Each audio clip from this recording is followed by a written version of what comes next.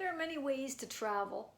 A lot of people take the cruise or the tour, the bus tour, or any other number of tour. There's adventure tours, historical tours, bicycle tours, all sorts of tours. Or you could, kind of do it yourself and get one of those books, a guide on all the places that you should never miss.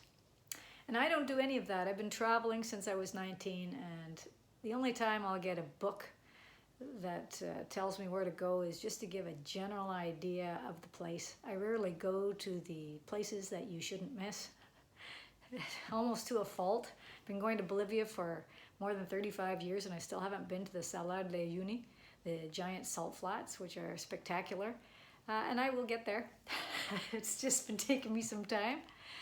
I just tend to want to immerse myself in the culture and the place and the people of where I am, as if I lived there, and often I end up living there, just to get the everyday experience, to feel what it's like to be a person there and kind of get sort of an idea of their perspective on life, the way they view life, the way they live, what their priorities are, what makes them happy.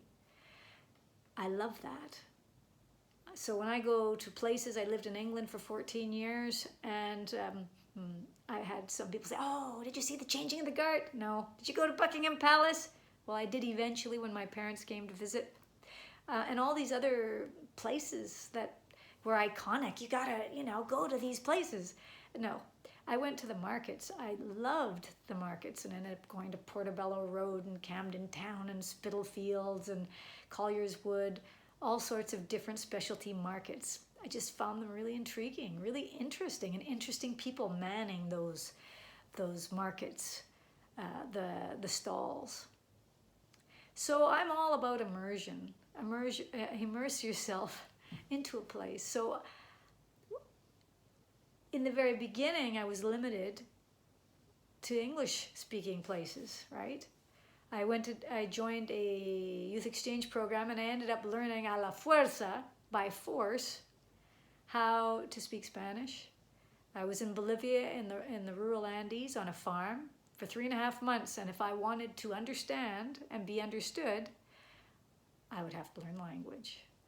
Now, on the farm, they also spoke Aymara. I learned very little Aymara. It's a very difficult language. At least I found it very difficult.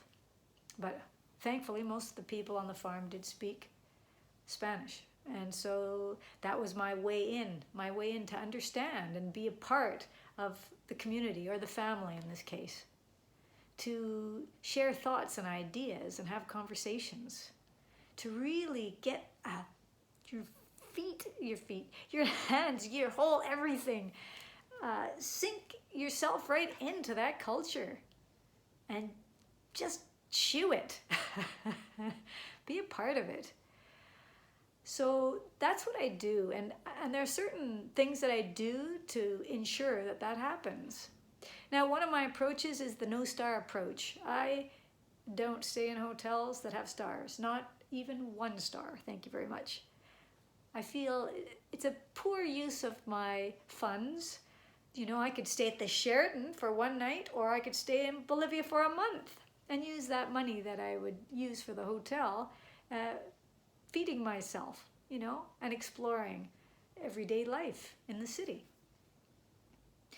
I also think that, the big hotels, I know it's fine for a lot of people and the way they want to travel, but if you are interested in traveling in another way, I would recommend going to the no-star approach, because you're less separated from the people. You'll meet other travelers. In my case, in Bolivia, when I stayed in a hostel, when I wasn't staying with friends, I met other travelers, from Argentina, from Mexico, from Peru, from all over.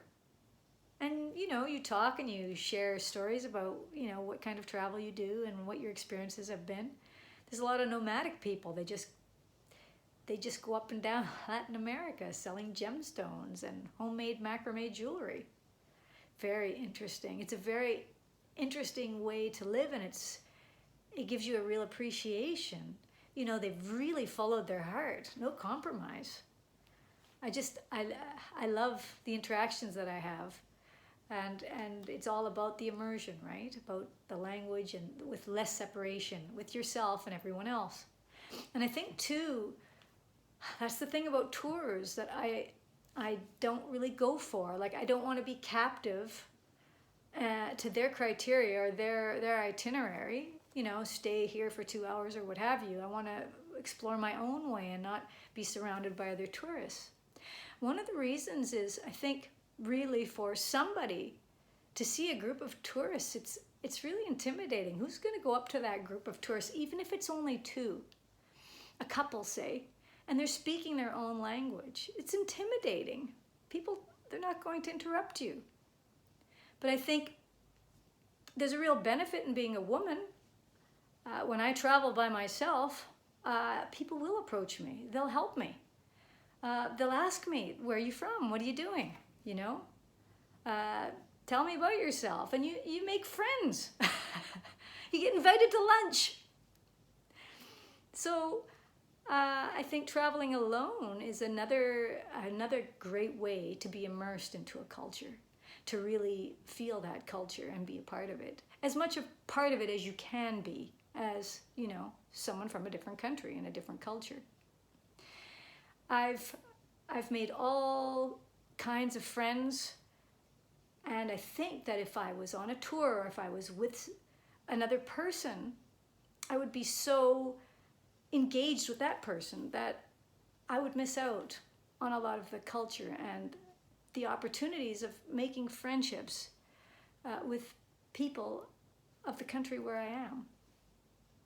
So learning the language and going off the beaten track, finding your own trail, I think all of that helps. The no-star approach, the low-budget shoestring approach also, you know, really making your money stretch. I think that also helps you, put you in a similar position, sort of. You know, you're not being all decadent, you're just living humbly from day to day. And there's also a less of a separation from you and the people who are around you. I think the other thing that traveling in this way has allowed me is to co-create with people. So I'll ask if I could photograph somebody. I might meet a potter or a brass caster. I might meet a drum maker, a Rastafarian. I might meet Andean musicians in London and play music with them. And I'll meet them and co-create with them. So ask, you know, could I photograph you doing your art? Could I photograph you doing your mime or doing your puppet shows or your concerts on the street or wherever, or you're practicing in your room? And then afterwards, I give them prints. I mean, now it's a lot easier with digital. You can just send them a file. But in the past, I would make analog pictures, black and white images, do 8x10s. And on my next trip back to the same place, because I often go to the same place to kind of get an update and to meet my friends, and give them prints. And in many cases too, way back in the day, I would shoot also a compact camera with color pictures and then give them color pictures because it would be faster.